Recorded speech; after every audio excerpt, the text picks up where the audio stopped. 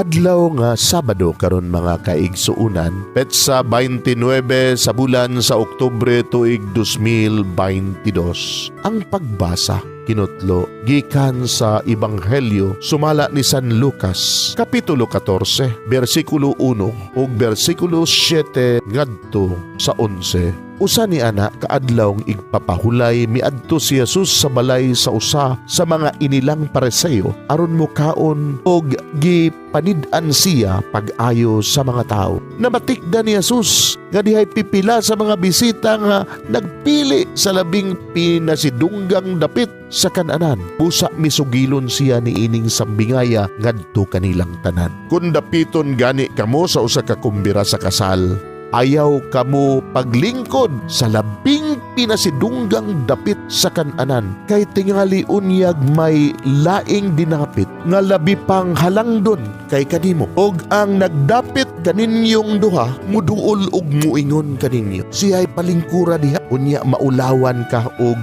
mapugos paglingkod sa labing ubos nga dapit. Apan kung dapiton ka, adto hinuon lingkod sa labing ubos nga dapit, aron ang nagdapit kanimo muduol ug muingon, higala balhin nga ri sa pinasigdunggang dapit. Sa ingon ni ini, kapasidunggan ka sa atubangan sa tanang dinapit, kay kadtong magpataas ipaubos ug ang magpaubos ipataas. Kaigsuon ang Ebanghelyo sa Ginoo. Daygon ikaw o Kristo.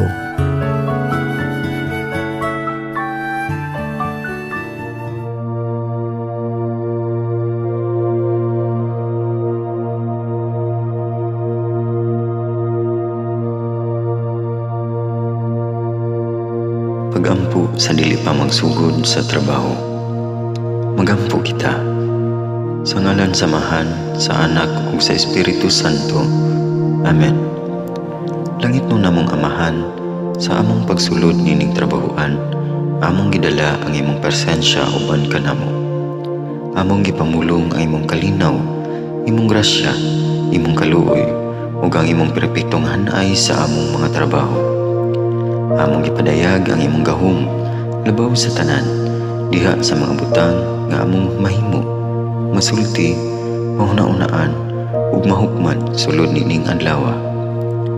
Ginoo, nagapasalamat kami sa gasa sa kinabuhi niining bagong adlaw, niining kahigayunan nga kami nakasulod sa trabaho ug mamahimong parte niining nga grupo.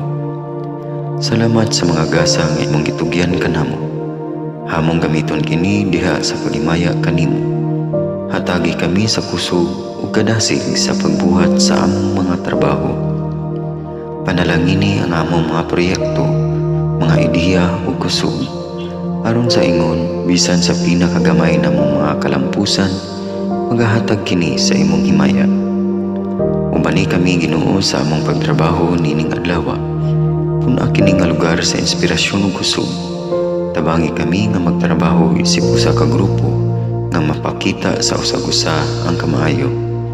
Himuha kami nga maayo nga makabot namo ang mga butang nga kinahanglan namong buhaton. Himuha kini nga lugar nga puno sa kalipay ug panagihigalaay, ug kamugaway ug kalinaw ang mapatigbabaw niining dapita. Ginoo, kung kami anaa sa kalibog, giyahi kami.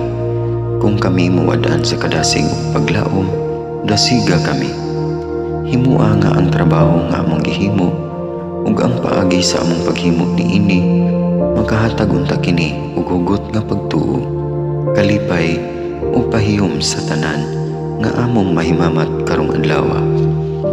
Panalangini ang among mga pamilya, among Pinoy-anan, among nasod.